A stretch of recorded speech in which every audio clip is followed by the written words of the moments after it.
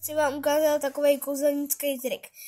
Sice vám neprozradím jak, ale když tady bude 10 lajků, tak vám ukážu, jak ho udělat úplně správně.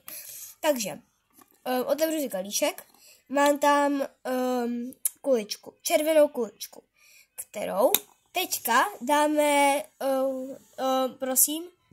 dáme do takového červeného hopru. Jak vidíte, dávám to tam. A teď tam dám zase kalíšek. Ano, mám tam kalíšek a teď 3, 4, 5, 6, 7, 8, 9, 10.